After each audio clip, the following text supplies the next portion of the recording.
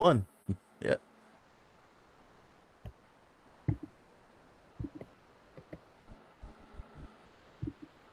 Yep, we're live. Yep. All right, KOT. Welcome to the KOT Watch Along. Game 7, NBA Finals. The New York Knicks against the Oklahoma City Thunder. We are tied right now, 4-all. This is the Knicks' best championship this year.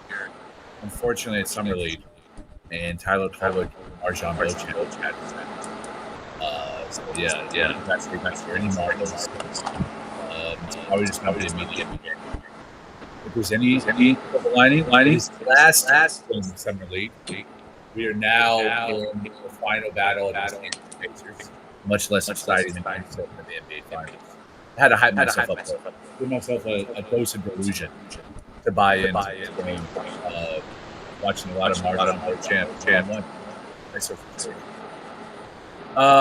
Yeah. Here we are, man. Me and Fritz. I'm not sure if Fritz is going to be off camera, on camera. I think Ryan might be joining us a little bit later too. But for now, we get my bum ass and my bum ass analysis on the bum Knicks for Bum Fest. Here we go. All right. Yeah. Really looking forward to it. Actually, on the playback, my camera is up. But on the yeah, but on YouTube, my camera doesn't show. Yeah, I show you is off right now. Okay. Let me see if it's maybe it thinks I'm screen sharing or something. It's all right. The people want to see my mullet, man. That's why people are tuning in. They want to see. I got my wig split. They want to see how I look. Fresh side. Got my Sade on. Old chain. What's up, Fritz? Hey, what's going on? Feeling good, dude. It's almost Friday. Well, for a minute, I thought that was Buddy Hield. Let's see who the Pacers have.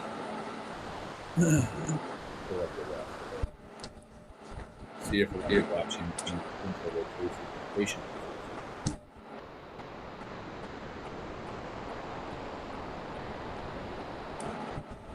Is that Boba? What's the Japanese guy's name? Baba. Getting a little PT. Love it.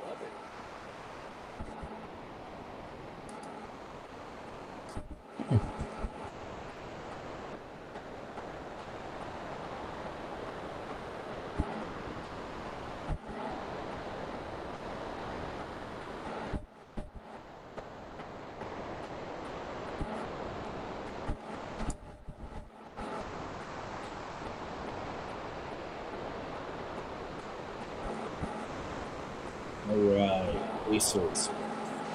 24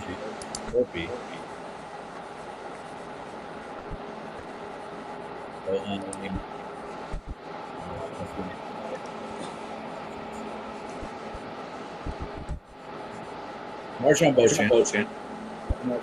Again.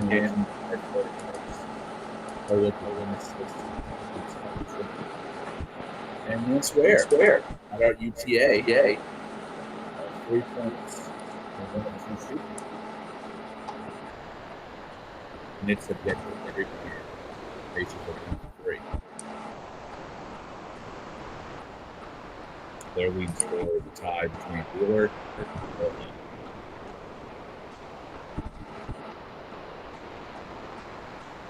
With the injuries to Claudia, Kevin McCullough Jr., I believe, is out with an injury as well.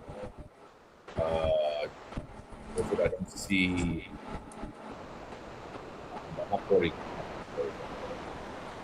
it looks like the starting lineup is Kula, Baba, Beauchamp, Kuka, and James Square. How Cordy must be the injury.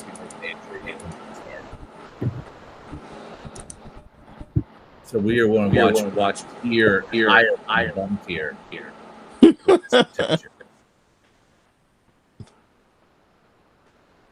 Yeah, it's now or never. It's like this game or the next game. If you ever wanted to see Marjan Beauchamp, and ISO ball. Today is your day.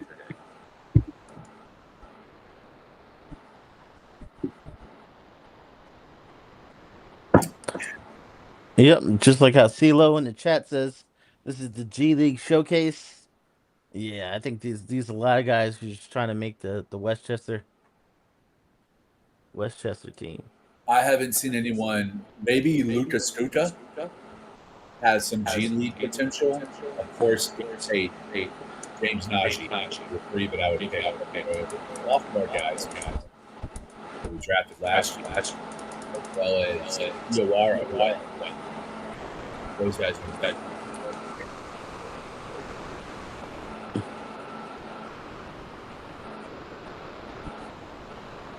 Lance Ware might have.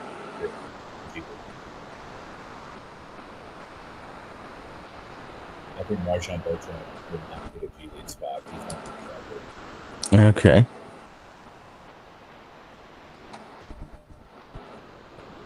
think they said you have an echo. Let me just my bad, y'all. Thanks for Jay Ellis.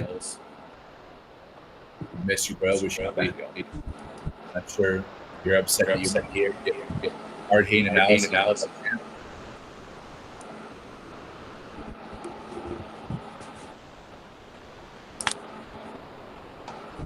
I will say. Nice.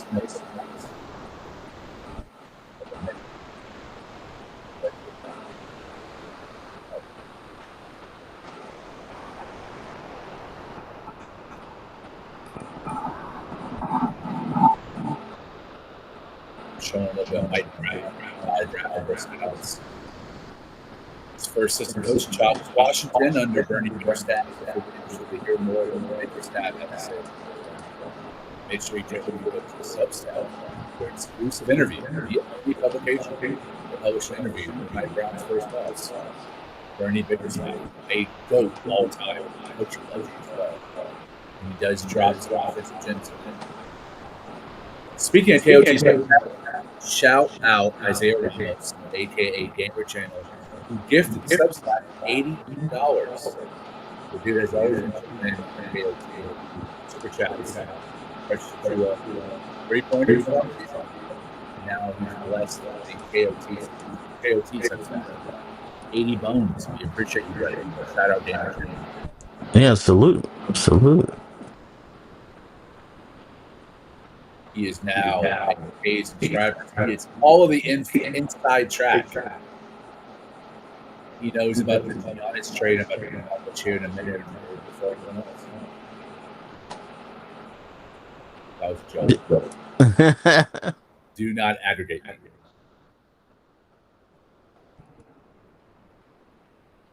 I still hear an echo. Are you hearing the echo on my side or? Hold on. Nick of Time says can't hear you on YouTube, Lee. Or maybe he could. I don't know. Jay, can you give me an update on how the audio sounds on my end? Okay, he said you're good now. Okay. Bet. Okay. It took me forever to get my stream up. Hey man. To stream the game? That's why Mod God, if it was up to me, I would be trying to fit a VCR case into the VCR, man. As analog as you get. I shot myself. I was able to put together my Substack.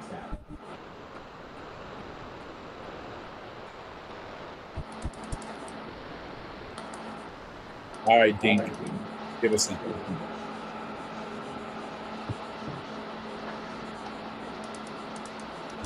The player I've been the most underwhelmed by might be slightly surprising. Has been James Knick. I was hoping for a little more on-ball defense and opposing himself the way that they are. Yeah. A lot of people were saying like he was big club ready. Yep. That people were assuming that he was gonna get a spot. Like, and yeah. it's gonna be a tough decision for him because I don't I don't think they have a spot for him, and at best a 2A. Mhm. And do you give up a job overseas to spend the majority of your season in a G League? Jay, tell me how my sound is right now since I'm sitting up. Do we sound good? I see you in the chat commenting. Maybe when I lean back, there's an echo or just my audio is too far up, too far away. All right, cool. Thanks, buddy. Yeah, honestly, in the last 5.5 minutes, Lance Ware's looked better than James Najee has all of summer league. Lance Ware's cutting, setting screens, crashing the glass, finishing around the rim. I mean, I'm not saying Najee's a bum. I'm not going to call someone who's in these positions a bum because they're busting their ass trying to get a spot. But he just hasn't imposed himself in any way. Mm-hmm. They're a lot more active defensively in this game. Yeah, different rotation.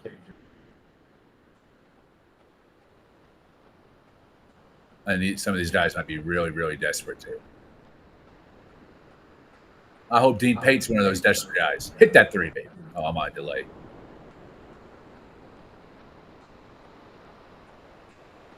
Wow, that drive by Pate saw was absolutely atrocious.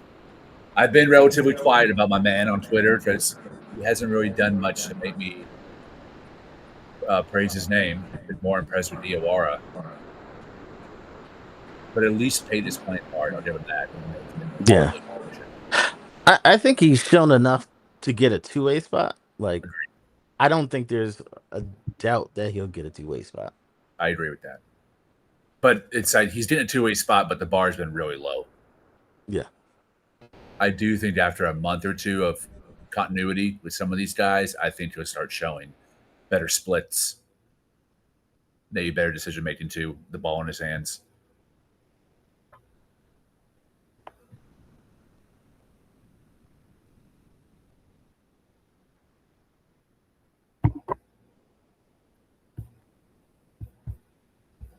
Appreciate y'all joining us today. We are on the last game of Knicks Summer League against our playoff rivals, the Indiana Pacers.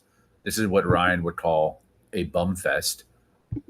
Two teams full of guys that will not be part of either team's rotation, which is okay because you always need a cachet of players that are being trained or built up or developed to eventually take over pivotal roles in the future. There was a point in time when Obi Toppin, who was probably the seventh man for Indiana, at one time he was a summer lead like New York Knicks. So you can't knock the hustle process.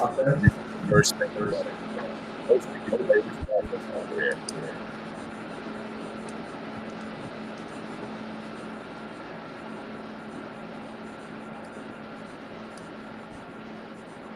Yes, that stadium looks empty. That stadium looks absolutely empty for this game. Yeah.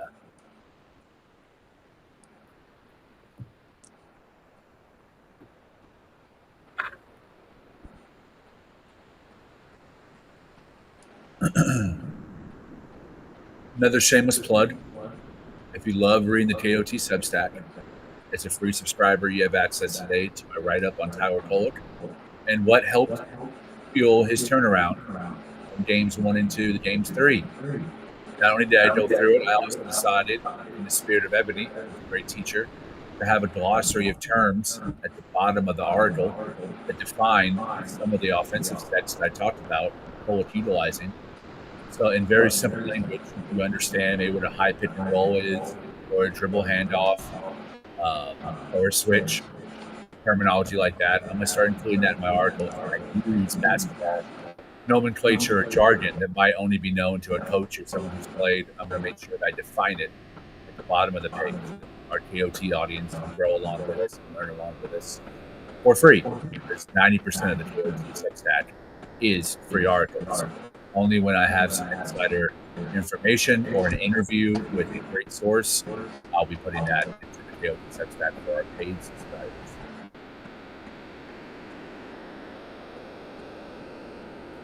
Hit that three, Mark. Okay, Marjan. Let's go.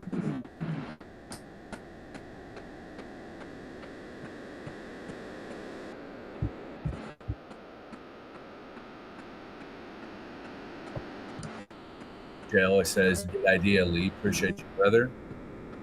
Always trying to help educate our KOT audience. Same way that I've been educated by KOT.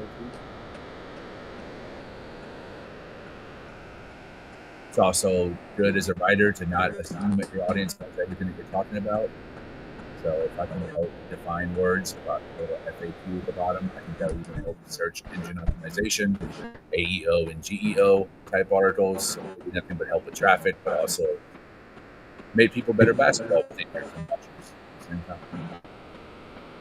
Because I'll be honest, I'll be frank, it is hard to adapt basketball jargon into the average person's understanding if you haven't played at a high level. Those words just might automatically define themselves in one's head. And it's not easy to just try to find those actions on the floor unless you train your eye. So the KOT shows about educating. And we all educate y'all in some way or shape or form and get educated by y'all as best we can. Yep, I have pinned the Substack in the chat. So you click up there and actually you could read the article, but please sign up. Appreciate that. Yeah. CeeLo in the chat says Dink needs a lot of development, just raw. I agree, 100%. The mechanics on his jumper are really funky from three. I think I've only seen one pull-up midi in the mid-range area. I don't know if he has any confidence in that part of his game in the intermediate zone, which is like between the three-point line, the free throw line, at the right at the edge, going into the basket, all the mid-range, the intermediate zone. But that's where like a lot of half-court action happens coming off the ball screen. And I haven't seen him utilize that at all. It's either an attacking the rim in traffic or a brick three. Super athletic, lots of potential. I would say his handle has lived up to the hype. He hasn't been turnover. I think he's only had 2 turnovers in 3 games. So he's had control of the ball better than Pullman or any of the other guards. But man, the mechanics, some of the fundamentals, rough. Very rough.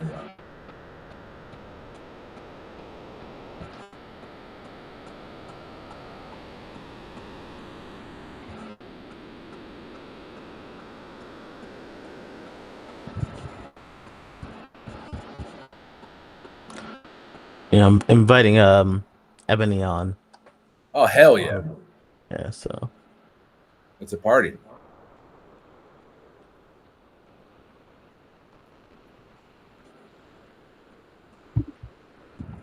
This has been, since I joined, my dream for KOT is once I became back behind the scenes on the channel and realized just how much effing work Jay Ellis has to do every time we pod.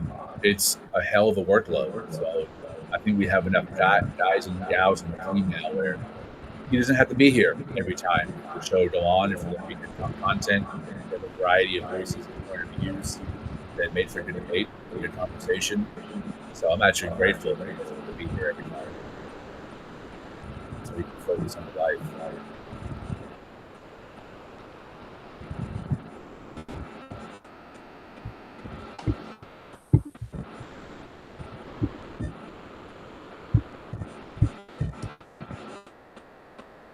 All right, after 1 quarter, let's hit the stats. Leading scorer Marjan Beauchamp with 7 points, 1 assist. He's perfect from the field. 3 of 3, 1 of 1 from 3, 0 of 2 from the free throw line. A little surprising there. Behind him, we have Lance Ware with 3 points, Tyler Pollock 2, and Najee and Bayless 2 apiece as well. For Indiana, I want to give shout out to the other team as well. Just we have a full picture of what's going on. Phil Wheeler's giving you 5 points. Buddy Boheim is giving you 5 points as well. 2 of 3 from the field, 1 of 2 from 3. Right now, looking at the splits between the team stats of the group. The Knicks are shooting 41% from the field to the Pacers 37. 3-point line, both teams are shooting, as Ryan would say, like cheats. The Knicks are shooting 25%, 1 of 4. Pacers are shooting 12.5%, 1 of 8. Wow, both teams absolutely bricking from the free throw line. As bad as the Pacers' 50% is, the Knicks' 16% from the free throw line is downright embarrassing. Yeah, unbelievably unacceptable. Turnovers, Knicks 2, Pacers 4. I like that differential there. Knicks down by 1. 9 minutes left in the second quarter. Thank you for tuning in to Bumfest. We will be here for the entire game. Give me that hard-hitting analysis, hard-hitting roasts and jokes, Hmm. maybe in a few debates. Yeah, this game looks a lot more like a basketball game. Like the first couple games,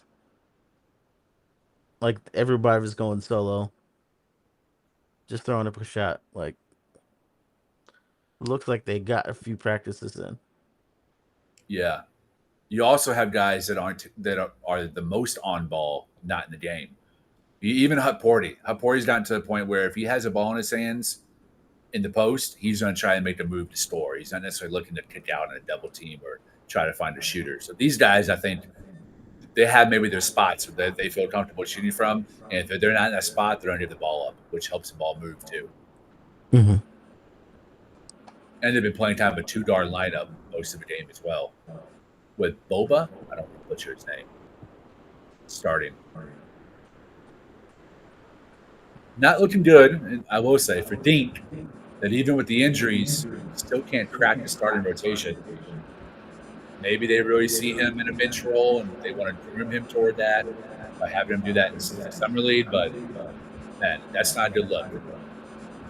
Yeah. Ooh, Boba. Drew the foul, but still decent rim protection there.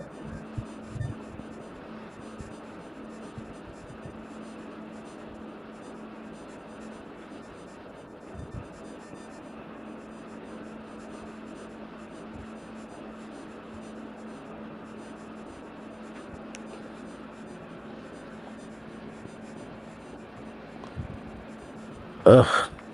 Bales just with a pass to nowhere.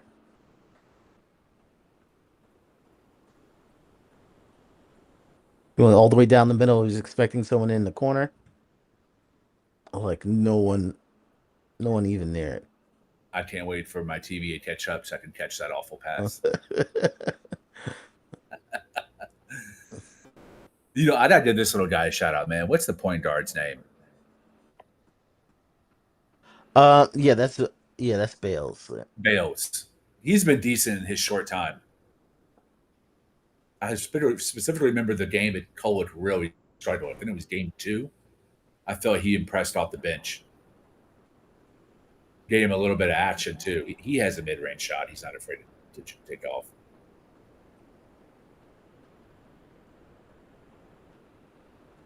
It's switching everything on defense. Ooh. They have an athletic lineup out there.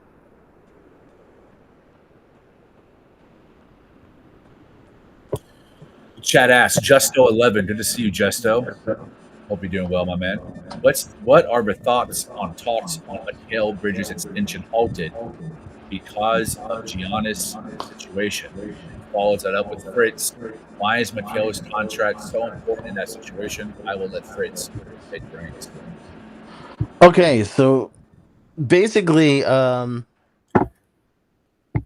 the Knicks wanted to trade for Giannis, to match it, you can get there kind of with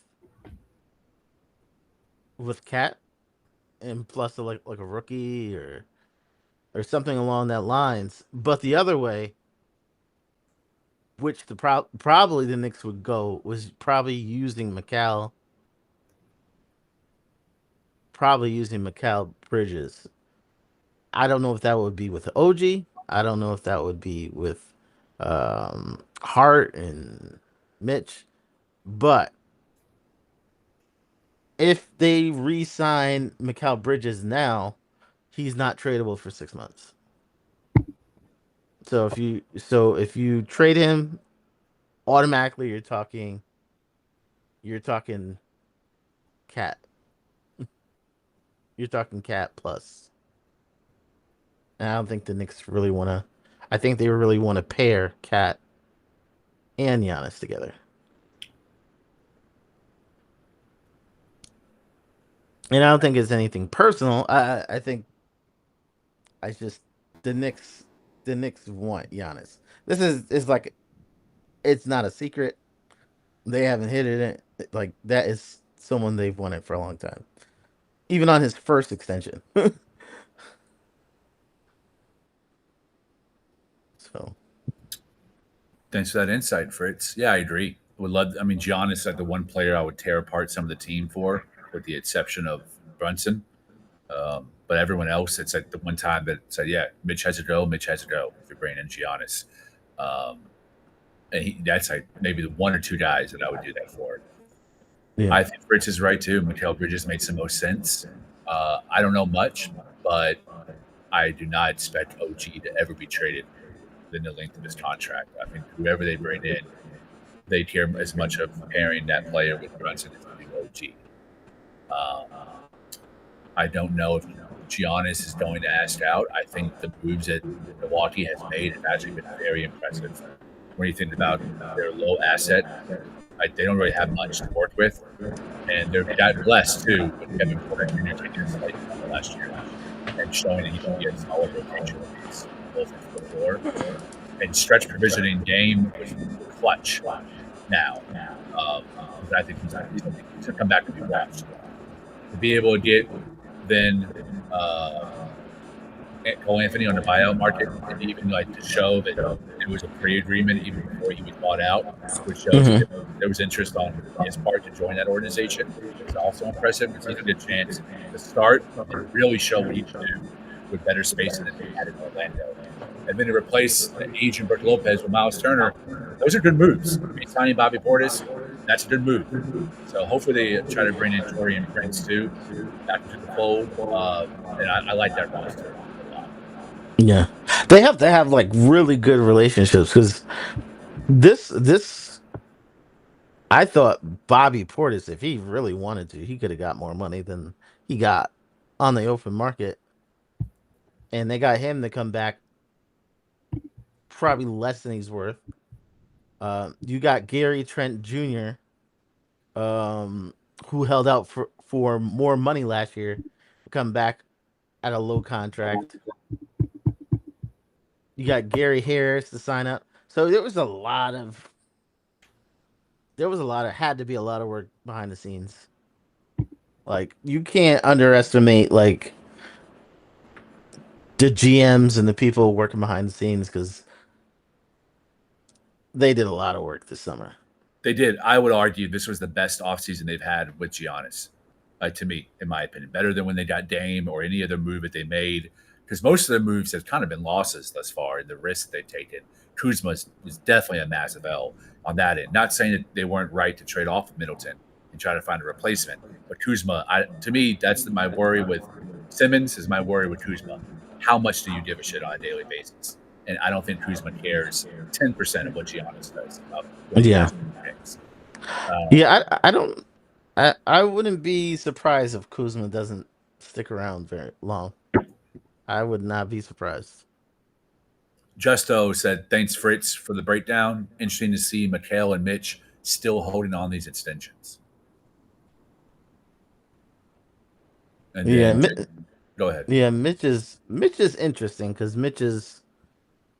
If you're gonna start Mitch, okay, give him an extension. If you see a long term he's being the starter, do it. But if you don't see Mitch as a starter, that's when you have to question how much he's getting paid versus how much he can get paid. Because if he went to another team, like Mitch would get as many injuries as he had. He would get a pay increase because he does something great. Like he's elite at something, Yeah. and he's elite at something a lot of people want. Um, so so it isn't. Oh, just just give him a little less. I don't think we're. I don't think that's going to be happening for Mitch.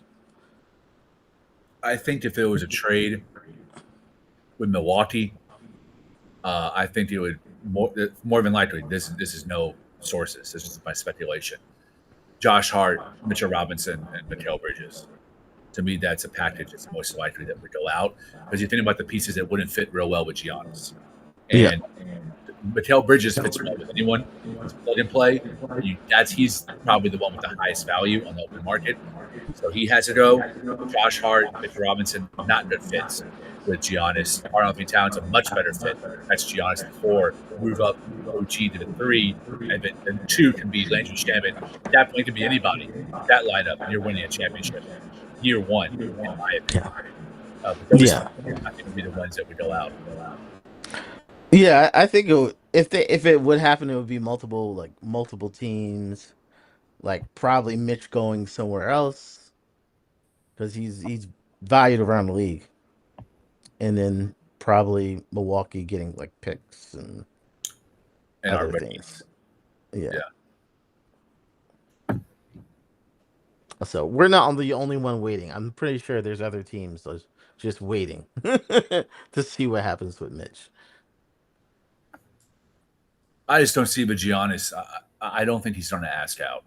He's been hella loyal his entire career, and I think if he was going to ask out, you would have seen smoke thus far, like comments, a clip, a leak, something, and we haven't seen any of that. It's just pure conjecture and speculation, and that's not enough for me to say, oh, there's some truth to that. Unless Leon and World Wide West have a channel that we don't, and then it's very likely they do. Maybe they do. They know more than we do. Yeah, because this would be an odd time to do it. Like after you've asked Miles Turner to leave,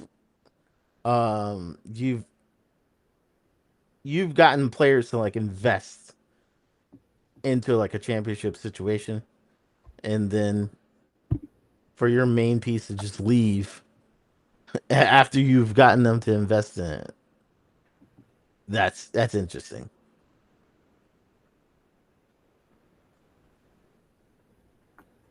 Agreed. Actually, I would consider it shocking at this point. Yeah.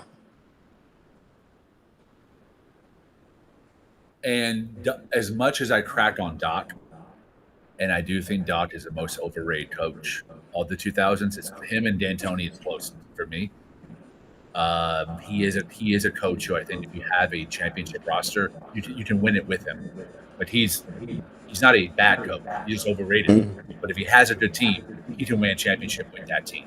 And this team they have right now is probably the most balanced and talented they've had since the finals they won a chip, in my opinion. Yeah. Yeah, and also it's I had to just double check. But they said Giannis actively recruited Turner to come over to the Bucks. Good news for Milwaukee fans. And if you are a Milwaukee Butt fan, that means you live in Milwaukee and you need any good news you can get. I'm sorry for having to live in Milwaukee. It's gotta suck. Besides having Giannis to root for, at the end of the day, it is still Milwaukee. But the beer is pretty good, but it's Yeah, Milwaukee, home of the shitty beer. Like every terrible beer on the market is made in Milwaukee. Milwaukee's best. That's not top shelf. Don't be fooled by the name. It is not the best. I drink a lot of it. oh my goodness. I've had one beer in my life and it was the worst thing I've ever tasted. You're not. But I disagree. If it doesn't taste good because that's why I stopped because it tasted too good. But you're not missing out, buddy. no, you know what? It was like one of those microbreweries and it was pumpkin spice. I hate that It kind of was in beer. season. And I was like, I don't like pumpkin, period. And it wasn't so great. That is a hell of a first beer. Yeah, I was out with my friends. It's like, man, you never drink beer. I'm like, yeah, it doesn't really do it. And they're like, oh, just try it. And that was your last time. That was the last time. Lewis Randall, good to see you, my favorite troll. He says Lee in Colwitt time, LOL. I'm not sure what that means. Colwitt is probably my second or third least favorite player on this roster. Not a huge fan of him. Definitely not a part of the Hive. Yeah, he's definitely like dialed it back today. Yeah. Um, Trying to be more of a distributor.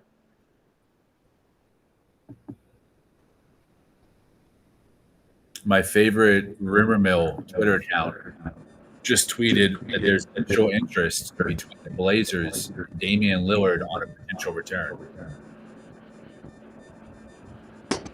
Makes Uh, sense. But yeah, the Blazers like their roster is like big question mark to me. yeah, if it's a vet Just minimum,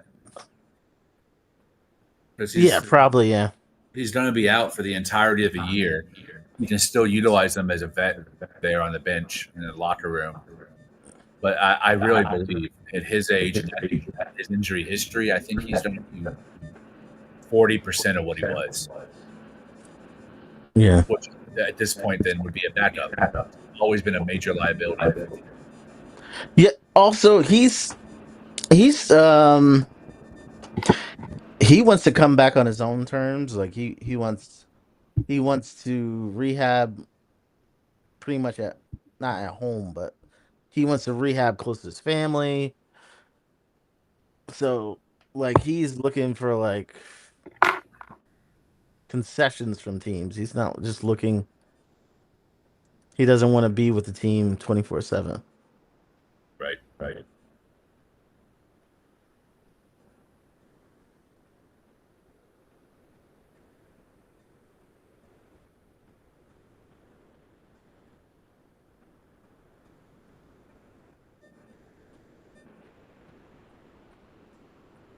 Yo, Ian Bedley just messaged me.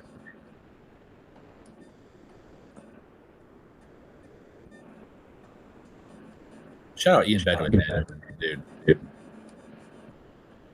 I was explaining to some of my Dallas friends who watched the video like how important he is. Mm-hmm. It's Knicks Twitter, but Knicks fandom because of Leon Rose's left and social media. You really know about the team. You know about through Ian Bedley. He's such a clutch mediator in that regard, Yeah. and an all-around nice dude.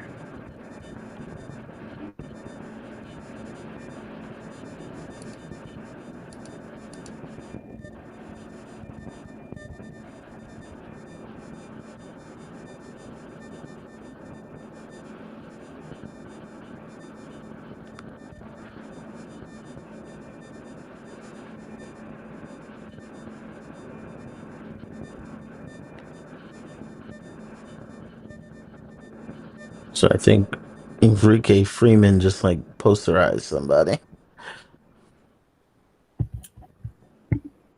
Which one of our Knicks got posterized? Not sure. No, we pretty much got dunked on. It isn't like that Essengay one, the one the Bulls one the other day. That poster is like ridiculous. That's Like that was slam worthy. his face was like It became a meme, man. that's Instantly. they have to make it an actual poster because that's ridiculous.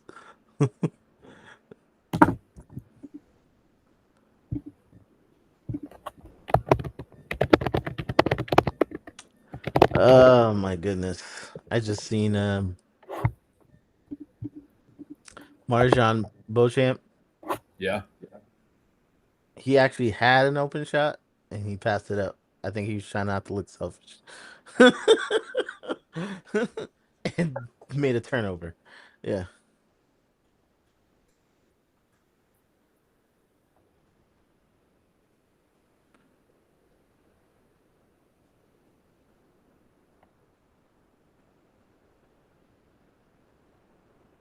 I just saw it.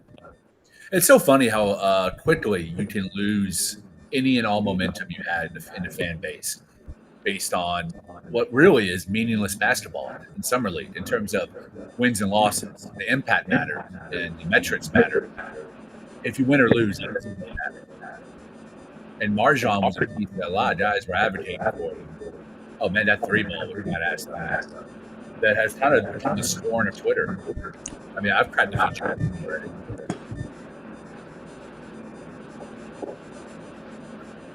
My 2 cents.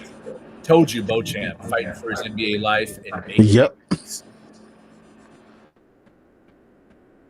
Shout out Raw Hebrew Remnant, man. He has been one of the loudest advocates for Beauchamp. When we picked him up last year, I watched every show, even the religious ones.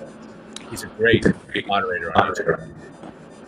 And he was a big proponent of Beauchamp's defense and his high basketball. And while he's looked very bad, 1 and 2, he's the last two. Offensively, dog. And I got to give his screen navigation proper due as well. I think he's navigating screens and staying in front of his man better than average. He's been a highlight in that regard. Mm-hmm. And also shout out Raw Hebrew Remnant, who gave me a shout out on his channel. Miracles can't happen. Bonds can be repaired. He shouted me out for my Ian Begley appearance. If you used to watch KOD when I first joined, you will find that to be a surprise and a blessing. Sometimes those things happen, man. It gave me hope to win a championship. That can happen. Anything's possible. Shout out Rod Hebrew. Subscribe. Go find his channel on YouTube. Subscribe. Follow him on Twitter. He is not only an extremely knowledgeable follow, but an absolutely hilarious follow. When he just spots and starts roasting, there is no higher form of entertainment in Twitter. It is absolutely. Yeah, he will call out a comment. He will call. He knows ball too, man. He'll put you in the third rail. The man knows ball. It's funny. I agree with like 90% of his basketball takes. The 10% when I didn't, it led to World War III, man. But he definitely knows ball for sure. I learned a lot from him.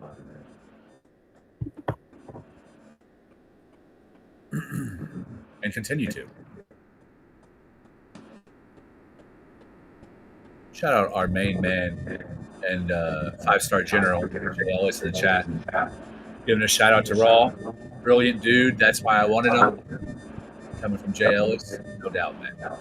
Jay Ellis is a knife attack.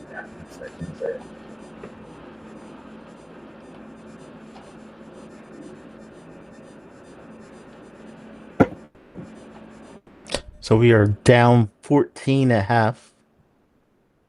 Oh, let's hit the stats. Yep. All right. After 2 quarters, leading scorer for the Knicks, no surprise, Marjan Beauchamp erupting for 19 points in the first half. If you think about the truncated quarters and only, 18 minutes of basketball, that's hella impressive. Even 20 minutes of basketball, extremely impressive. And he's only played 12 minutes so far in this game, and he scored 19. Wow. I mean, the man deserves his props. 7 of 8 from the field, 4 or 5 from 3. Incredible. 2 assists. 3 turnovers, but you know what? I'm going to lay off him because he's balling out. No one else is. Next high scores, Tyler Cole, 5 points. Beauchamp, the only one that's not a negative outside Jamal Bay at a 0 plus minus. The worst on the team. Sorry, you to Baba, man. You're a minus 16. You might want to pack yourself a little early. Luka Stuka, also not well, minus 14. And then on the Indiana Pacer side, God did shout outs to Enrique Freeman, who Fritz said threw down a monster poster. 12 points, highest in the game at plus 15. 6 rebounds, 3 assists, 5 assists.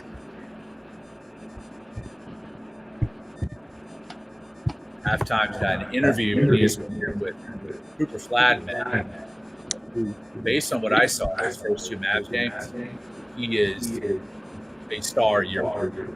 I predict he leads the Mavs in scoring. I predict he leads the Mavs in assists. I predict that he is a first-time All-Star. and undoubtedly will win Rookie of the Year, which is the coldest take. But I think he's going to be the best player on the average team this year, and it's a pretty solid roster with Lively and AD. Kyrie's out, but I think D'Angelo Russell's going to get a lot of opportunity to burn. They have another good rookie. They might have a Luka Brunson part two with Flad and Nimhard balled out, especially when Super Flad was put on ice. Man, the point of attack, Nimhard's got a pull up J, 3-point shot, attack the rim. Very nice rookie. Looks like you were early on that Damian Lillard. It's I guess it's official. Oh, was I? Shams put out a tweet. He's signing with him? Yep, 3 years, 42 million to go back to Portland. Yeah, 3-year deal made sense. The first year he'll rehab, be a locker room presence, and then probably be a backup point guard the last 2 years in that roster. I will say this: I don't think Portland makes the playoffs next year, but the following year, I guarantee it. Guarantee. Another year of ups and downs for Shaden Sharp. Another year of up and down for Tamari Kamara. Another year of up and down for Donovan Kleinden. I think that those three, that core, both are two-way players. And Stu Henderson can figure out the mental part and balance scoring, assists, lower the turnovers, increase the defense. Stop turning the ball over so much. Go for the like Kohler, smart pass, the flashy pass. That team will be in the playoffs in 2 seasons. Yeah, and one interesting thing about his contract, he got the infamous no trade clause. So now he is the second person in the NBA because you saw Bradley Beal got bought out. So now he's only him and LeBron have no trade clauses. I think this is an odd case of a role player, now a role player, someone we even call him a bum at this stage in his career because of how washed he is, that he deserves it. For everything he's given that franchise and organization, blood, sweat, tears, playing through injuries, coming back too early from injuries, doing everything he can to win a playoff series with absolute below average talent around him. He deserves it for this. This is probably his last contract. I think this injury is really going to stunt his offensive ability, and it's going to make him it's probably the worst defensive liability in the NBA because of how much the point of attack is how offenses are ran through now. He's going to get targeted and hunted, but as a backup guard, surrounded with some of those defensive dudes, he can still be effective in playoff scenarios, no doubt about it. Yeah, I just have questions about who they have at point guard currently. So, um, You too. I'm not sure how much longer the Scoot experiment is going to go. Agreed. I don't think they try to go all in, which is why they haven't picked up any vets. Mm-hmm. And they offloaded the Aiton contract. I think they offload the Grant contract too, maybe even before the season starts, but for sure by the deadline. They offloaded Simons. I think they want one more year of tanking to secure point guard position, and then have him and Dame take turns running the team throughout the season for an eventual playoff push. And I think in 2 years, I don't think they're going to be playing. I think they're going to be playoff because I really believe Shake Sharp and Kamara are not superstar potential, but star for sure. Mm-hmm. Yeah, yeah, I see some changes. I don't think they're gonna microwave it, but I don't think you can aimlessly. I don't think you're gonna aimlessly like put this team together like you have the last few years.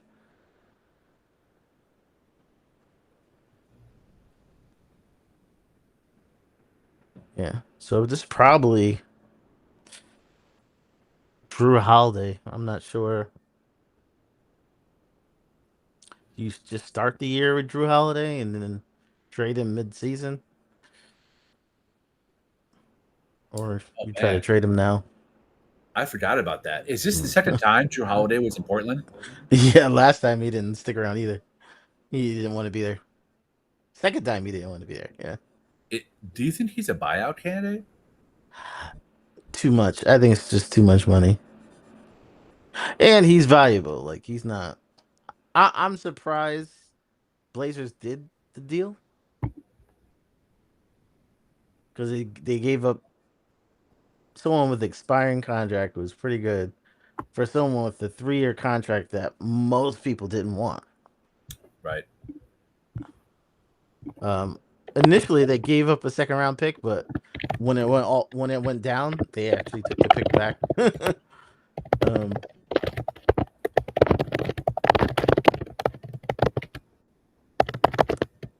but yeah, I didn't really understand that deal.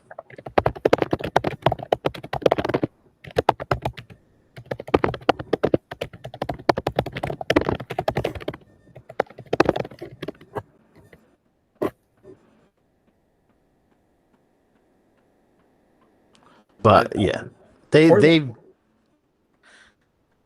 Go ahead. yeah yeah really their rookie really impressed. What's his name? The center. Kleinton. The one from China. Oh, you're talking about this year's rookie. Yeah, this Yeah. year's rookie. Yang. Yeah. Agreed. Dude's got incredible passing skills, man. He dropped some dimes.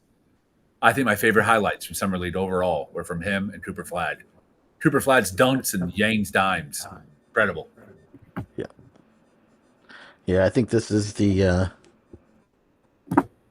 almost every superstar gets like a clone era. This is the Jokic clone era. Just like how there was like a million guys after Dirk Nowitzki. Yep. Every team wanted a Dirk Nowitzki. I think every team wants a Jokic now.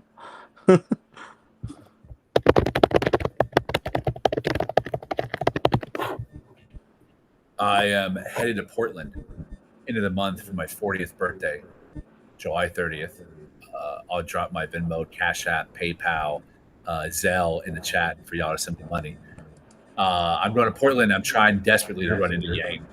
Been in contact with his people. I want to set up an interview. I find him really fascinating as a person, and I want to talk to him while I'm up there. Hopefully, running now in a Dame too, which is super cool. It's my first time in Portland, so if you have a rec, drop her in the chat. Yeah, I'm not even sure how close is to Portland to other major cities. It's close to Seattle, and it's fairly close to Vancouver.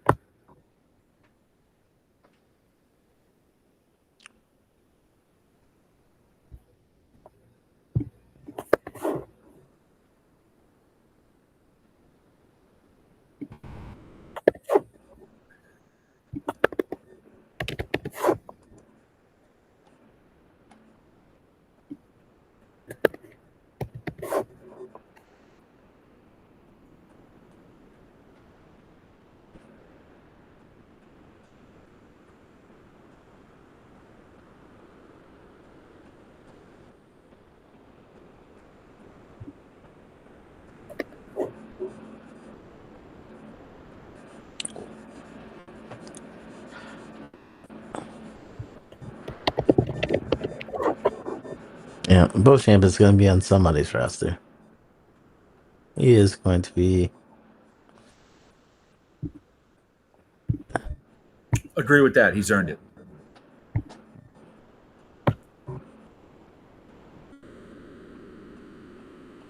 I think there's a chance maybe that he does sign two-way for us. I think he's not one to get paid, but there's a chance if he really enjoyed his time here. And Mike Brown is like, I can see you get minutes or a role in this offense. He could. Yeah, yeah, yeah. Unfortunately, since I think he's past his 4 years, Oh, never mind. Thanks for so the fact. he has to get like a real roster spot. But he can get like 10-day contracts. He can get those like exhibit contracts. CO, this is why the KOT, we don't allow fake news, man. Fritz heard that fake news and he dropped the hammer on the fact check. So I couldn't play Donald Dump. Appreciate you, Fritz. Thanks for keeping me honest. Oh, no problem. Oh, CeeLo in the chat. Lance Ware is big cheats. Big cheats. Huh. It's a hell of a phrase. Big cheats.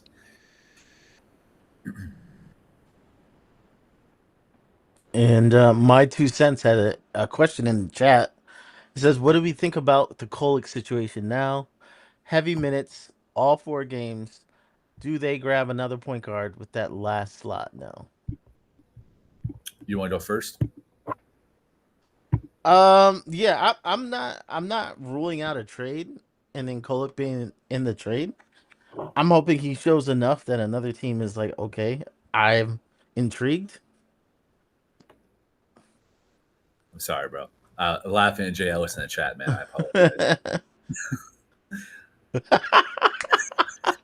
Jay Ellis knows me so well, man. Jay Ellis in the chat said Lee wants big cheats for his birthday, and damn it, you ain't told a single lie.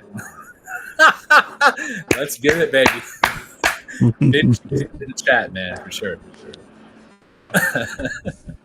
Also accepting that as birthday gifts too.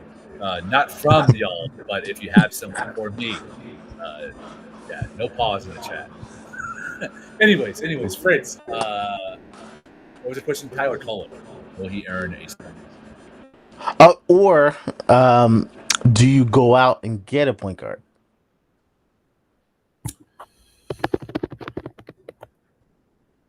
I think it's definitely a guard that's going to be signed.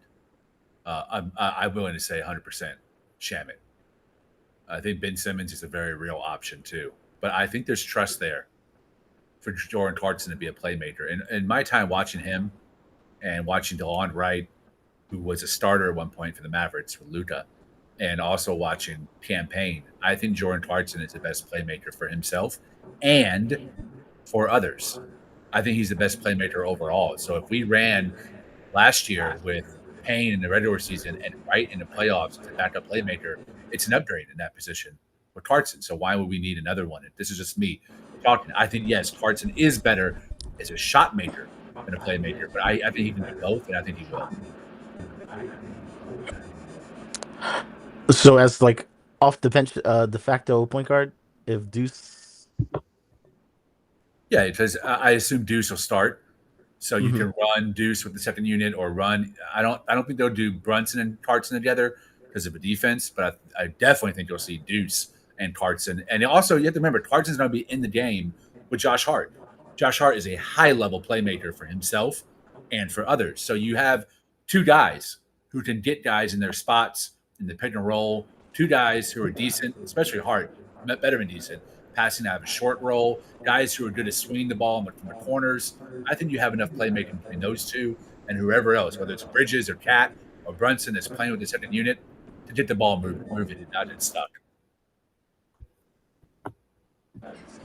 Mhm.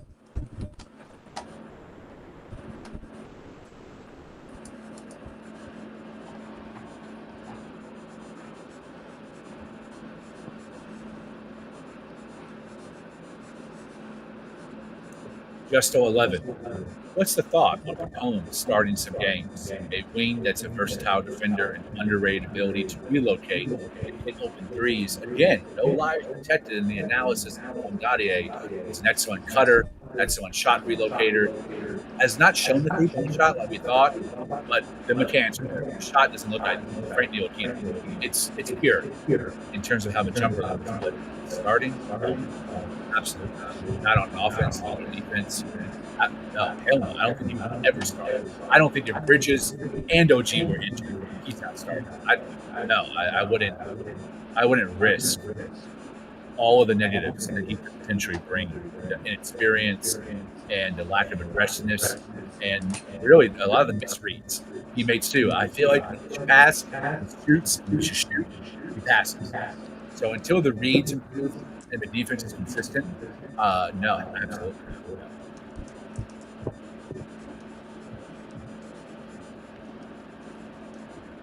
Yeah, he has a long way to go. Long way to go. Fascinating question though. Yeah, the reason I like Shamit starting as an option is he showed last year he's a very solid defender. Um, that he can hold his own. He did in the playoffs and the regular season. So I've never been afraid of him starting. Certainly not in the rotation, but I'm not even confident of Pacome in the rotation at this point. Haven't seen enough. And the Colwood question, I don't think Colwood's a part of the rotation. There's been an improvement between game 1 and 2 and game 3 and 4 in clock management and smarter passes, not flashy passes, but he is still a liability on defense. His defense is still cheats, big cheats. Not the kind I want for my birthday either. The kind I'm trying to run from, honestly. The wrong kind of clap. So I'm not interested in Jed Colwood to be a part of the rotation. He'll be in the G League rotation, starting.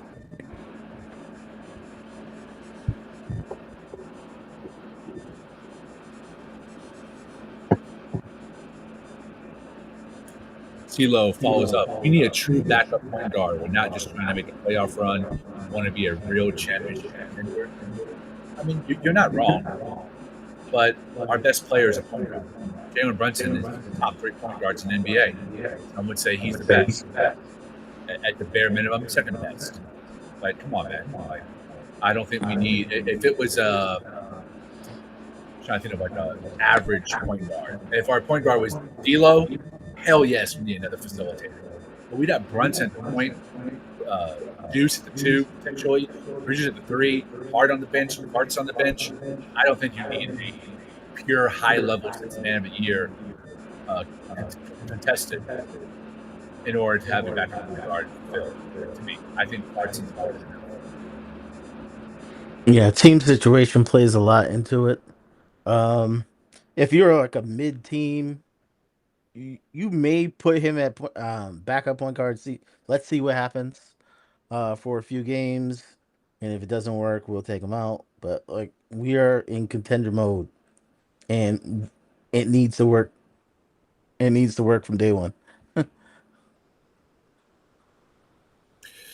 JW says, I feel that Dadier and Diawara could be a good wing combo. They do need time in the G League with heavy minutes. 1,000,000,000% agree. I am higher on Diawara than I am Dadier. Diawara's measurements and his ability to cover ground, with not just with the wingspan, the lateral movement, moving the puppies, moving the feet, staying in front of his man on the switch, tagging the roller, staying in front of that man, defending the rim, not letting easy layups, has been the single most impressive element of Summer League. It's his defense. And in 2 years, him and Gaudier, I think, will be rotational pieces. If they haven't been moved in a trade, I think they will, especially Diawara. Diawara, I think, could get spot minutes. Him, McCullough, and Conforti are 3 guys who have spot minute potential in this upcoming season.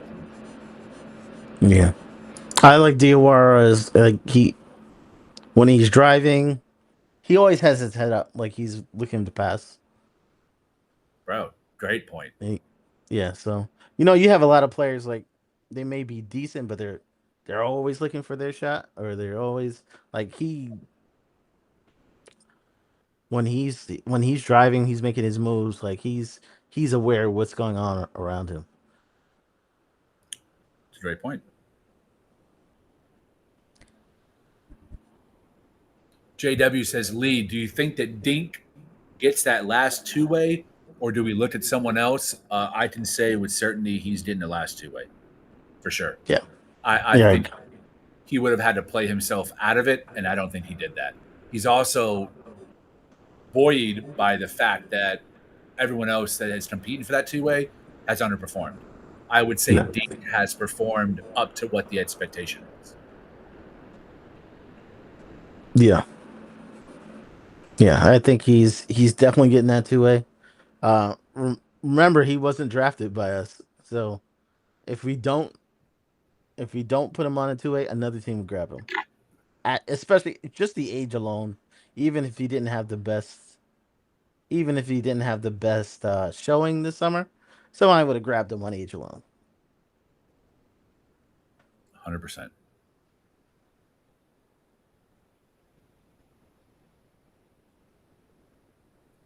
These are great questions, though. Love the questions. Keep them coming. If I see a question, I will respond to it. So will Fritz. We'll give you our honest opinion.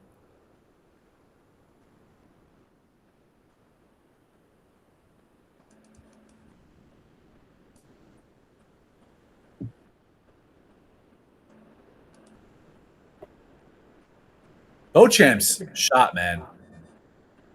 It's been a heater today. My boy is really balling. Good defense too. Wow, that drive, great shot, block shot. When Beauchamp's confident, yo, Mm-hmm. good.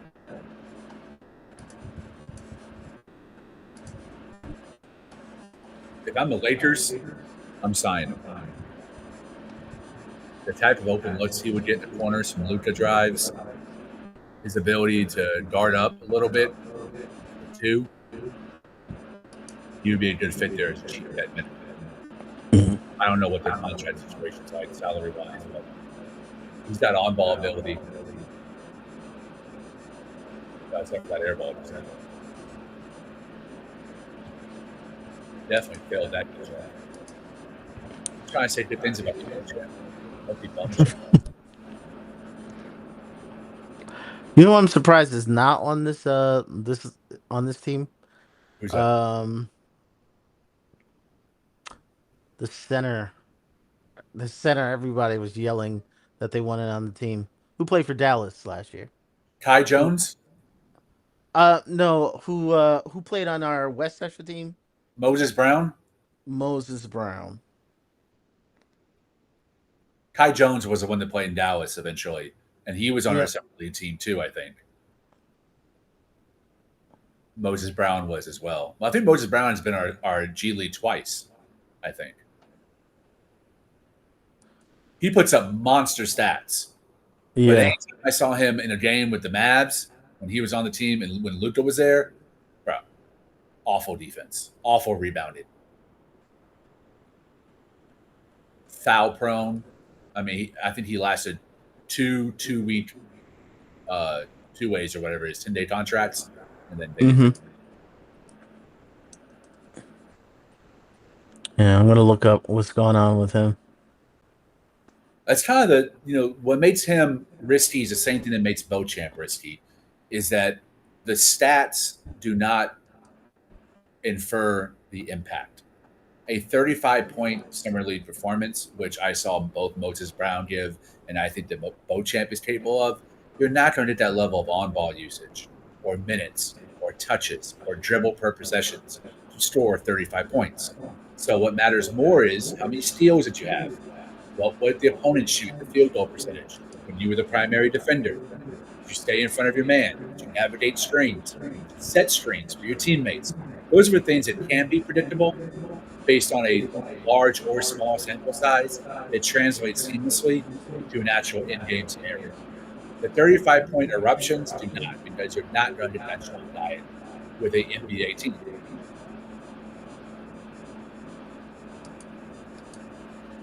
Which is why Pollock's bounce back game I wasn't super impressed with, nor did it change my opinion on whether he should be in the rotation.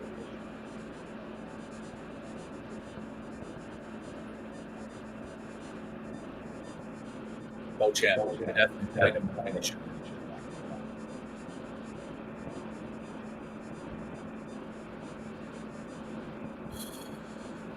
Let's see. Knicks Nation 112 guys, the chat, GOT family, and Knicks Nation, no doubt, man. Shout out to you too, bro. CeeLo asked, didn't we pick up Johnny Davis? He's better than Pollock. Overall, I think I agree with you, bro. Overall. But there's something about Johnny Davis that makes teams not well predicted, and not just the Washington draft. There's anytime I see this in a Alonzo Trier situation, there must be a personality tick or an instance that's haunted him, how he performed during a practice, or how he did feedback in the video session that makes him kind of have a black heart and just view differently in terms of being like given a contract and committed to. Johnny Davis just did not stick around.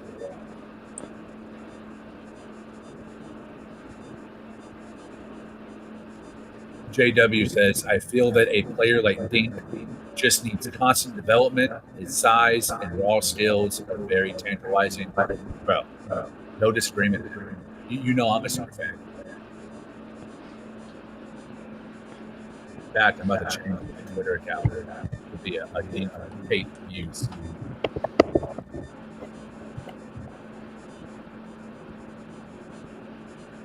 Yeah, this game like Cam Jones is having a good game. He was my my target for like the draft. Like one of the targets I thought the Knicks should go after. Who's that? Cam Jones Was with a he K. was he possible for us to grab? No, he went earlier than they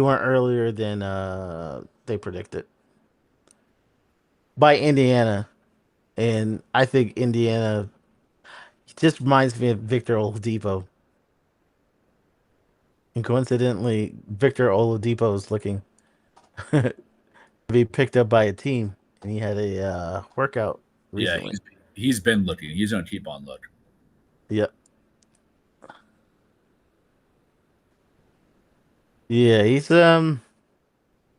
yeah. Victor Oladipo was a beast, but that was a lot of injuries. Yeah, That's a a lot of lot of injuries. injuries. And he was a beast when he was the focal point of the offense and dominating on usage too. Hmm. Can he be a 12th man and be effective in 5 minutes every other game? I don't think so. He's never been that player's entire career. That's a huge adjustment.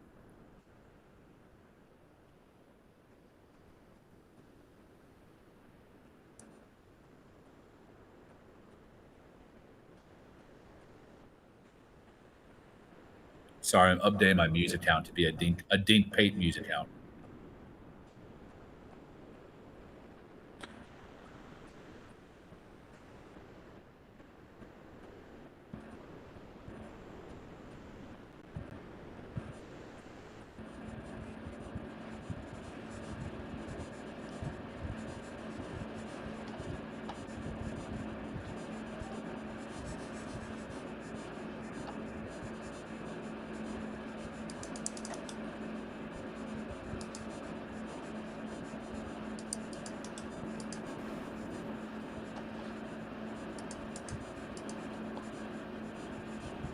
So we have 8 votes for the poll question.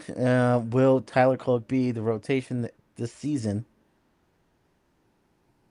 Yeah, 9 votes for no. So all of the votes were no. that's why KOT fans are the smartest fans.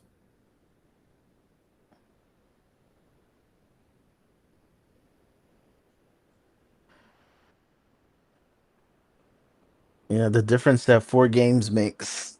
Because if before preseason, I think that would have been maybe 7-2, 7-2. Yes, if it was before preseason. Like I really expected him to be too good for summer league. Like he should have,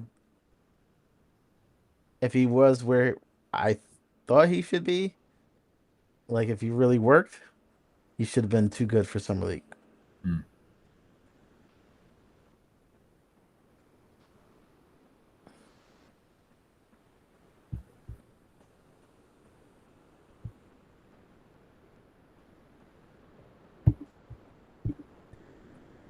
So we have one, two, three, probably 3 months until like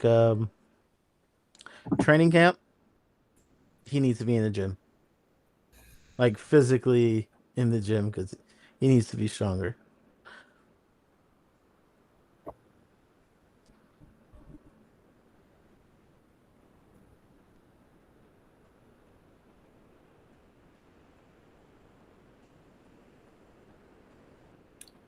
I wonder why Diawara is not playing. They must have felt like he proved himself.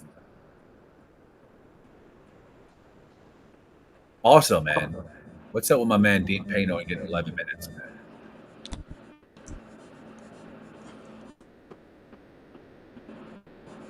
Wow. Yeah. He just stroked 3. Who did? Pate. Hell yeah.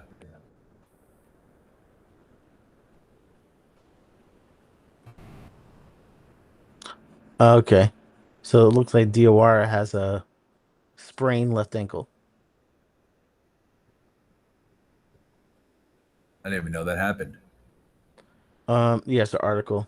Um, God, Dink Pate's shot is so damn ugly. It's got a yeah, horrible it's pitch, yeah. He's like the way his legs are spread. bro. Looks like me. Like most people, it's like yeah, their feet are together.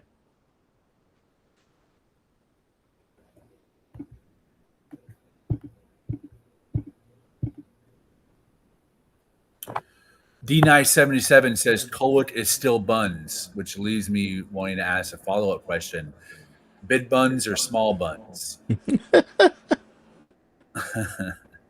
JW says, "Uh oh, trigger warning for the Tibbs simps." That's why I'm so glad Tibbs is gone. We can now stop drafting Tibbs-like players and draft young, athletic, and high upside players. Brother, I agree 100%. The chat has told no lies today, man. No lies. The chat's been great.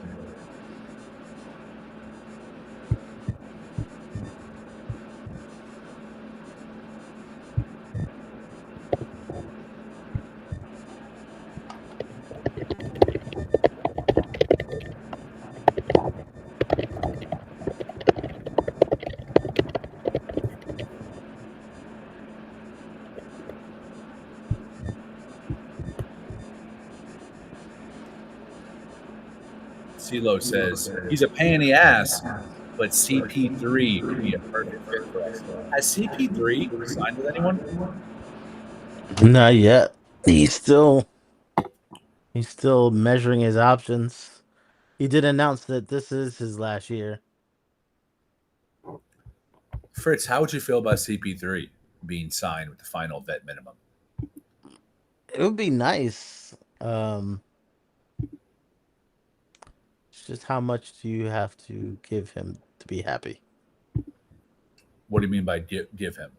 Like just being the backup for just being the backup to Brunson, would that be enough? You think he would want to start? Um, Or do you just mean playing a lot of minutes? Playing a lot of minutes, maybe even playing next to Brunson sometimes. When you already have options, you already have a couple other options. Do you cater? Would you cater to CP3 in his last year? Quick side note: Kaisai Tamanaga looks like a stand-up comedian that I've seen in Austin one time. That's the most unbasketball-looking basketball player I think I've ever seen in my life. There's like no tonality on his body. Like he's just like very small. He looks like your average dude that you see like Just out, just like eating at a restaurant with a chick. just Like that's fa- fanny pack and all, like fanny pack it's, tourist. and it has nothing to do with him being Asian because Jeremy Lin looked like a basketball player. He was athletically built, right? He had size, broad shoulders, big hands, paws. This guy looks looks like he would direct Crazy Rich Asians, man. This is insane. Shout out him, man. He's here. He's in the building. He's on the court. What can you say? He's winning in life.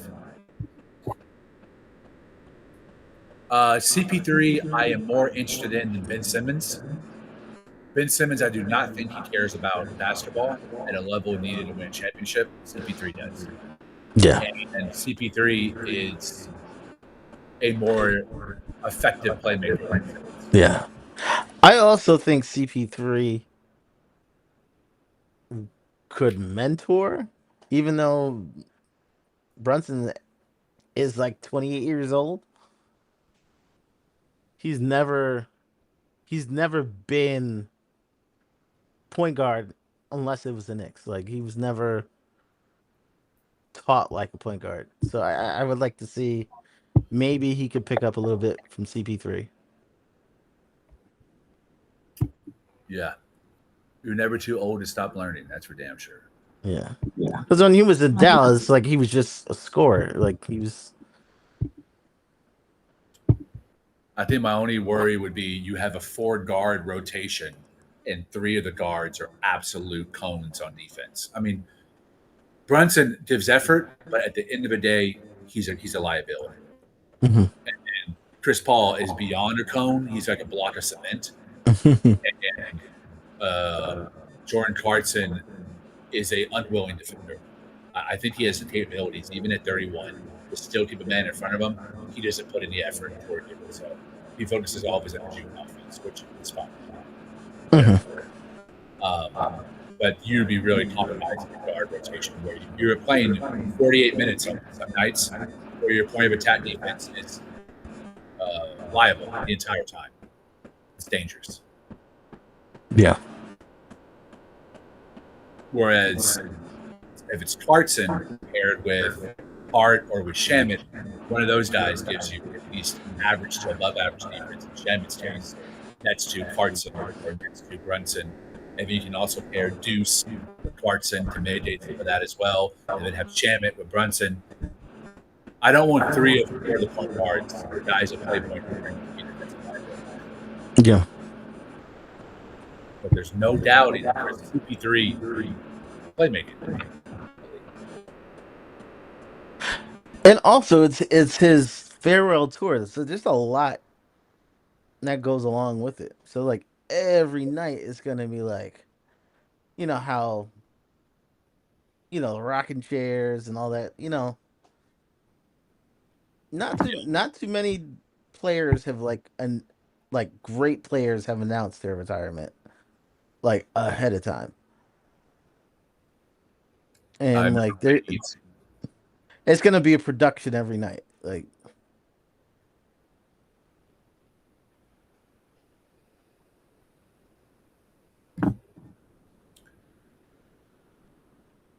the chat seems to be mostly against CP3. Oh, here's a hot take. Here's a hot take. D Nice 77 says, I'd rather ding Pate over Tyler Kolek. oof. Hmm. If we're talking about the NBA regular season rotation, I agree. Purely for defense. And Roster spot, yeah. I feel like Pate would be a better finisher around the rim than Kolek in transition, which would be maybe the only type of shot he would ever get besides a corner 3. I think Kolek would be a better corner, obviously better corner 3 shooter than Dink. But I think Dink's defense is a better 12th man option than Kolek. Yeah, I wouldn't put I wouldn't dismiss it. Wouldn't dismiss it. I'm not super high on Kolek personally. I love the Yeah. skill set that he provides. It's undoubted that he's a great passer. Great, he sees the floor with a really high IQ, but the defensive limitations, you have to have an Orlando Magic level roster to make up for it, to have him be Yeah. an integral part of the offense. I mean, of Yeah. the rotation. And we don't have that. Ours is compromised. Yeah. Like unfortunately he didn't land on a lottery team. Like a lottery team they could just let you just make your mistakes.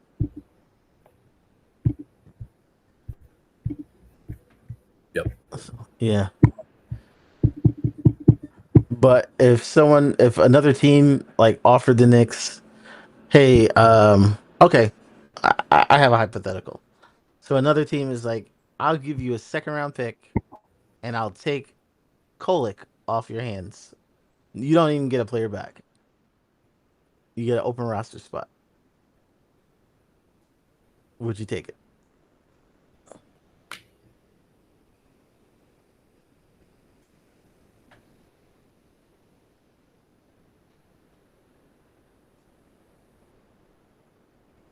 Yes. I had to think about who was left in free agency.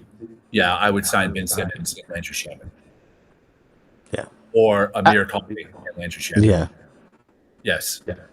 Yeah. Because that's kind of where my mind went. It's like, hey, just open up a spot.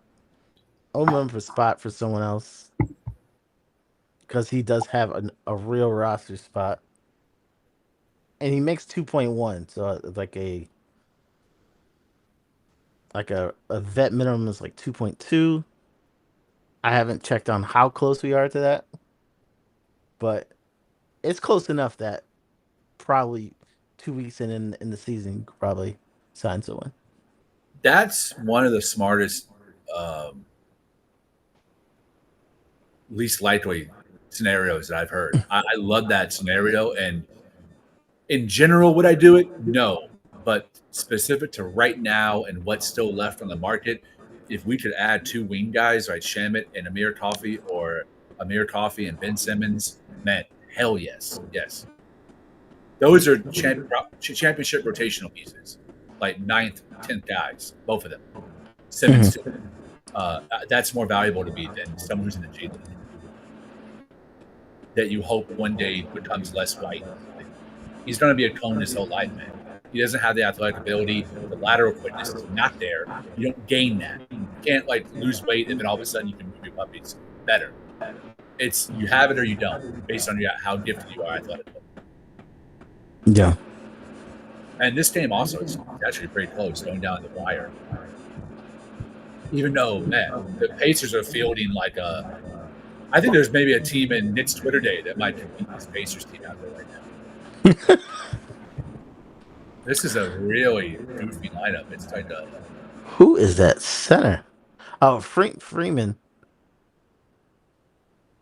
Like his wingspan is crazy. Bro, the five His guys wings.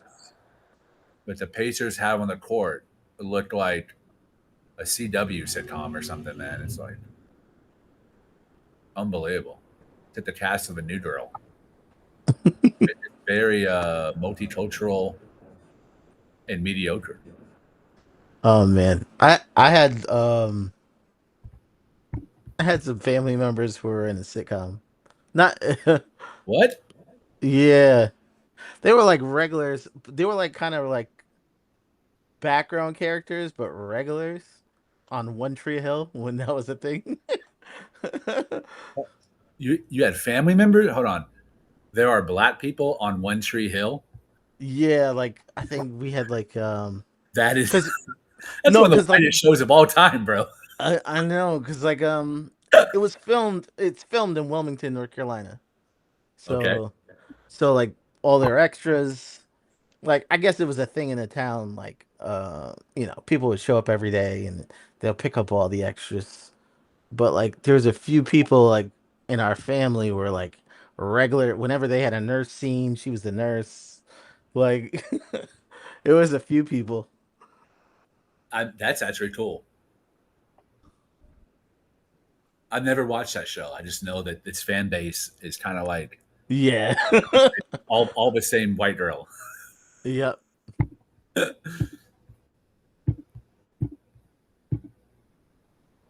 83-81 Pacers, 3:19 to go in the fourth quarter.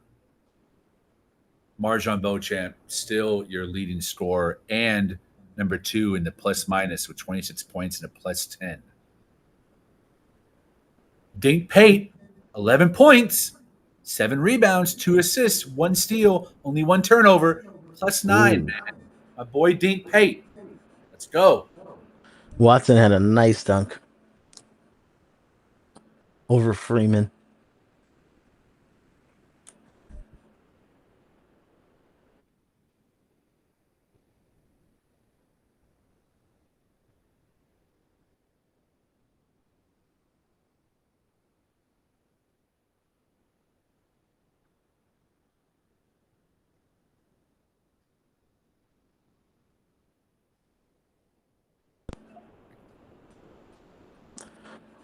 Yeah, it's looking like Anton Watson is going to be probably a G League player this year.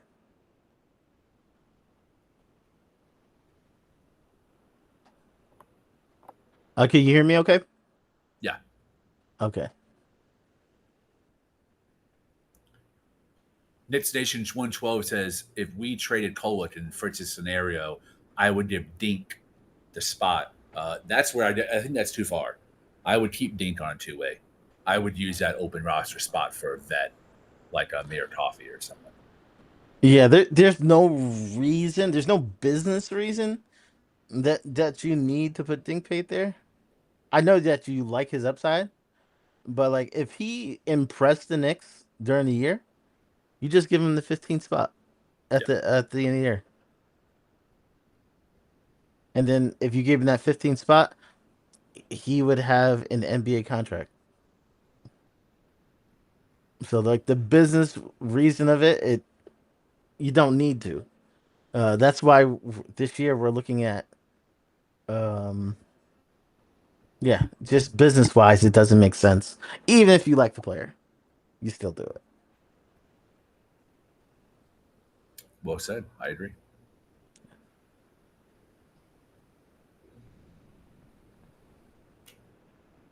Make sure y'all tune in to Raw Hebrew Remnants YouTube channel tomorrow. He's going to be spinning the block on all the Marjan Beauchamp haters. I can see it and hear it now for sure.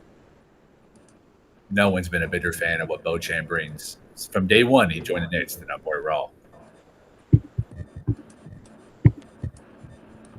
Y'all think Drew Holiday will ask for a buyout now that Dame is back in Portland? Asked Shaquan. It kind of depends on what their asking price for Drew Holiday is in the open market. If they're asking for too much, it might end up leading to a buyout. If they feel like how they perceive his worth compared to what the market says his worth is, I think that's very unlikely, but it is a possibility. And if it is, I could definitely see the Knicks trading someone or waiving someone, go after Drew because they were heavily involved in Drew trade negotiations with Portland before he went to Boston. Yeah. Yeah, wasn't at that time like people asking for RJ Barrett? Uh I don't remember the specific package. yeah, I don't remember them like announcing an official package, but like a lot of people were saying, "Oh, they want RJ in return." And that At, was like a non-starter. at that time, that was before OG, Cat, Bridges. It probably would have been RJ for the salaries to match, Hmm. unless Hart was involved. But it probably would have been like RJ and Quickly or RJ and Obi at that time. RJ Yeah. and Grimes. And it was Portland. It was a Portland again back then. So just that's where Hart just came from.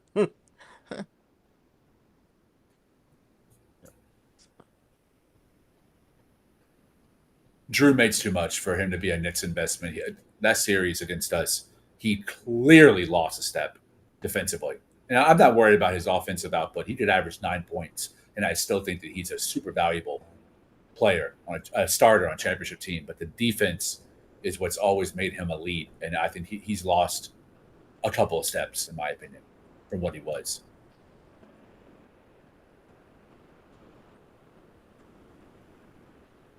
But on the buyout market, oh hell yeah! Yeah.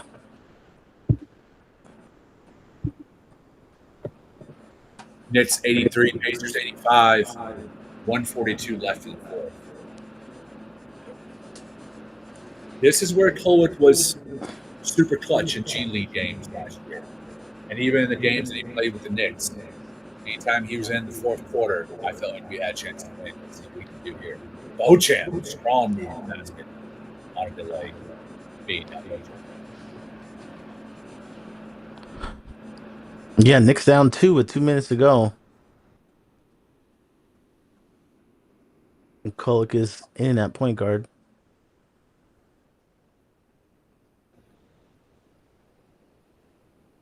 Babe, Beba, good defense at the point of attack, disrupting, over dribbling by the Pacers.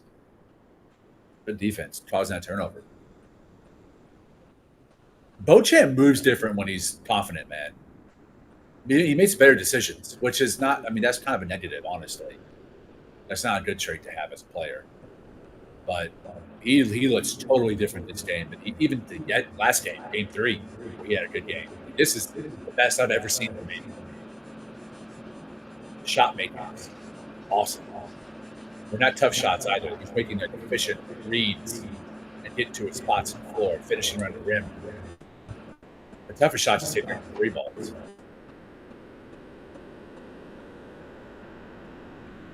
Oh, the coach for Portland looks like a he looks like a Rucker Park coach, man. Like someone. Yeah. Yeah. No, just seen Kolek with a clutch basket. Just tied it up. Just the chat was hating on Kolek. Man, I thought Kolek sucks. It looks like Kolek hasn't worked on anything. No weight room, no speed drills, no defense. Can we just cut him? Damn. Just for him to hit the shot. Let's go, baby. Prove them haters wrong. That was a beautiful jumper, though.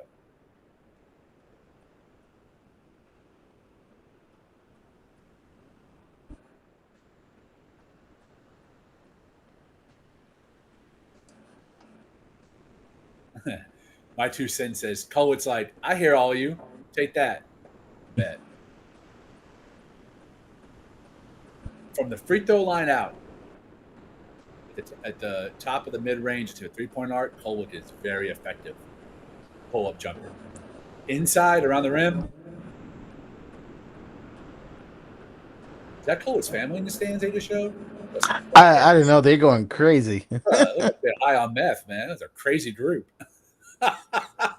MAGA in the house. Let's go. Oh, man. Okay. Oh, that was a nice move by Kolek. Nice move by Kolek with the double spin.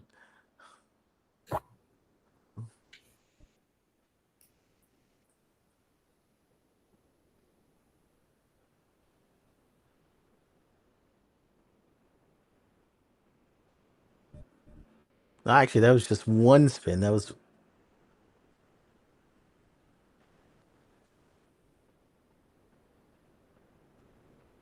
Yeah, that is a good finish. He's got a little Jeremy Lin game to him. He kind of reminds me of Jeremy Lin a little bit, the way he plays. Very similar. Loves the mid range. Good ball ooh. control. Sees the floor well. I think he's a better passer than Lin, and Lin's a better Yeah, dribble player Bales just went down. with an injury. Doesn't yeah, it doesn't look good. Damn, man, he was playing pretty solid defensively, I thought.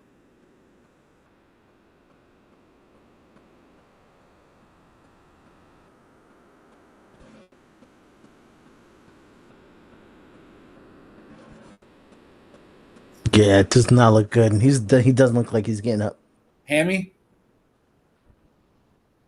or knee? He Ooh, was he can't holding see. his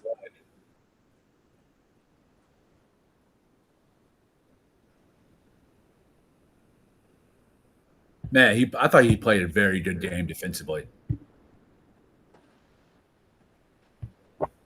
It doesn't show up on a bot score except for the plus minus, where he's third best on the team with a plus 10. 7 rebounds, 3 assists. Man, only 6 points, but defensively, he was the MVP.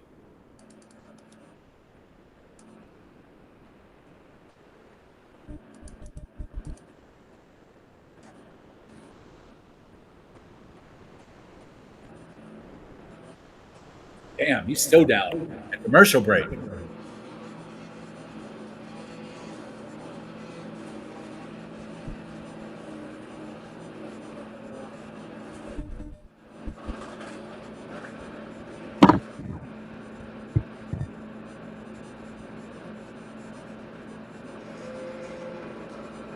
My 2 cents says this may be summer league, but I'll take a W versus the Pacers any day. Me too, brother. Me too. Yep, we owe him one or two.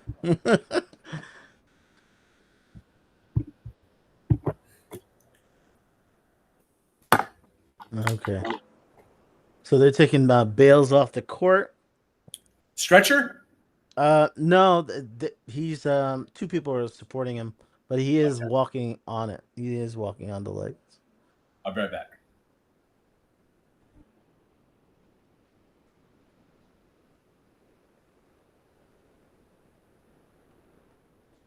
So it is on my stream, Knicks are up 288 to 86 with 45.2 seconds to go. And the Pacers have the ball inbounding.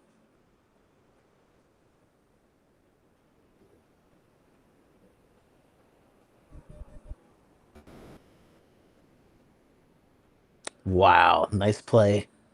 Nice play by Freeman cutting to the hoop with the layup.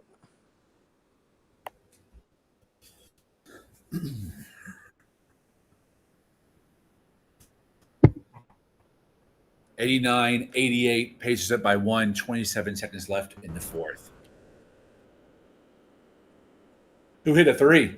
Freeman? He had a layup.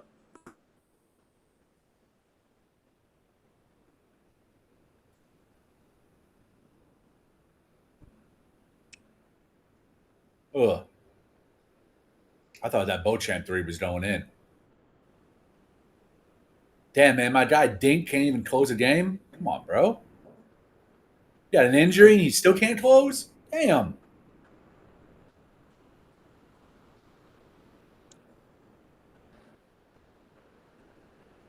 Yeah.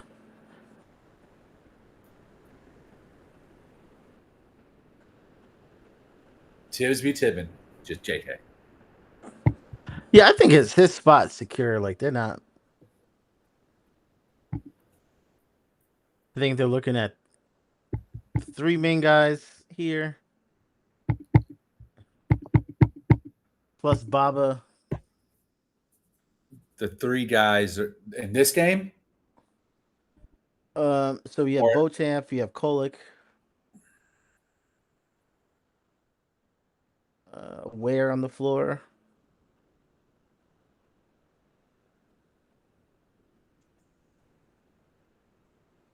Yeah, it's interesting that he's not in there.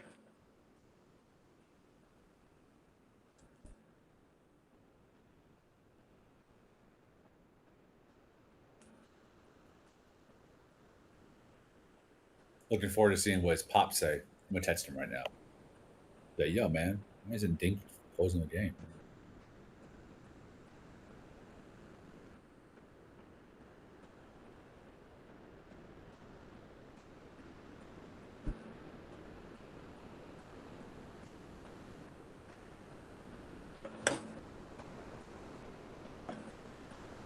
Yeah, it looks like the Knicks had a couple chances.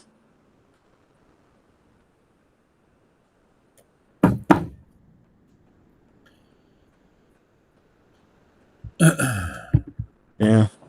Knicks fall to the Pacers 88-91. Your high score for the game, no surprise, Marjan Beauchamp, proving that he should have a contract from some team out there, if not the Knicks. 28 points, plus 9 for the night. 4 turnovers, still a little worrisome. And the 2 for 7 from the line, also a little worrisome, but 10 or 16 overall. Second leading scorer, Tyler Poet, 14 points. Again, 5 turnovers to match his 5 assists, 0 for 5 from the 3-point line. Dink Payton, third leading scorer, 11 points, plus 7 for the night, 7 rebounds, 2 steals, 2 assists, 1 steal, only 1 turnover. Of all the guys who are the most ball dominant, 1 turnover, only I think 3 turnovers in 4 games, none in the first 2. Pretty impressive for us. And then for Indiana, their leading scorer for the win is Cam Jones, 21 points and 11 assists. Enrique Freeman, 18 and a plus 21 to lead all scorers and players, plus minus. And then I would say the third most important player, Buddy Boldy, the starting guard for them, starting wing for them, giving you 12 points, 2 rebounds, and 1 turnover. Yeah, pretty good game for the Knicks. Um, yeah, I think you saw a lot more balanced attack by Kolek instead of being just primary scorer. Saw him try to get in his distributor mode. Shot 6 for 14. This is more on brand for Kolek. Um, so two good games, two decent games to follow his two horrendous first two games of summer league. We appreciate y'all joining us for the fourth and final game. I see you, CeeLo, cut Kolek with the emoji. Hilarious. I don't think they're going to go that far, but he definitely ain't part of any Knicks rotation this year, except in the G League. Do want to shout out some chat. Shout out CeeLo. Shout out our main man, Jay Ellis, at the time show. Knicks Nation 112. My Two Cents. Radcliffe Murphy. Iconoclastic 6. Show Quan. JW. Wild Boy Trey. Be Nice 77. We appreciate you and all your comments on the chat, my friend. Of course, the Mod God, Fifth Beetle, Fritz Alessandor, dropping gems in the chat, letting y'all know where to follow us on Twitter, as well as promoting Substack. We appreciate you, Fritz. Thank you so much. And everyone else in the chat hanging out with us on this Thursday afternoon, watching a Bum Fest Part 4. Yeah, man, Fritz, where can people follow you? I'm not going to Nick's Twitter on Nick's on Twitter, Fritz handles. On YouTube, it is NBA Economy Show. Please follow. Find me on Twitter on _ Lee Escobedo, LEESCOBEDO. 5 Minute Time Show at The Minute Time Show on Twitter, YouTube, and TikTok. And then also subscribe to the Time Show Substack. You can find that here are my newest article analyzing how Tyler Kolek shot himself out of a slump for Game 3 with more insider tips, X and O's breakdowns, videos, and articles coming all season long. We appreciate y'all. Thank you for tuning in. Fritz, anything last words? Yeah, don't invest too much in summer league. We've seen kind of the progress so far. There's some definite disappointments. Not necessarily on the floor for Tyler Kolek. I thought he would have bulked up a little bit, but he does have 3 more months to go. Diawara, I think he solidified his spot getting an NBA contract. So he's definitely that guy. I think Dinkpate has taken his spot to get a 2A. There are some question marks still, but I think we've seen what we need to see. Dane Pate's dad's very pissed off and pissed him right now that he's not closing the game. But him and I both agree that he played a hell of a game, especially on the defensive side of the ball. So there's lots of upside with Dane. I'm hoping that he gets his more of a opportunity with whoever the G League coach will be. Because this guy, man, this guy should only be coaching the challenging, in my opinion. Not into his rotations or man distribution. I don't know why you're overplaying his starting 5 all summer league. No matter who starts, he overplays the starters out there. I thought that was kind of a goofy mistake that he made. Over relying, really trying to win, opposed to having guys get an opportunity. It's summer league, man. It's more about opportunity development than it is winning 4 out of 4 summer league games. And you still lost. So, yeah, bro. Jordan Brink, worst performance. Yeah. This is us for the KOT show. You know my man Fritz Alcindor, my God, I'm Lee Escobedo. Yeah, man. My last words: if you're gonna be cheats, be big cheats. All right, y'all, man. We'll catch you soon for more off-season content, as well as trade rumors and speculation. We'll be there having post-game shows and going live. Fill y'all in. Much love, man. We'll see y'all later. All right. Catch you later.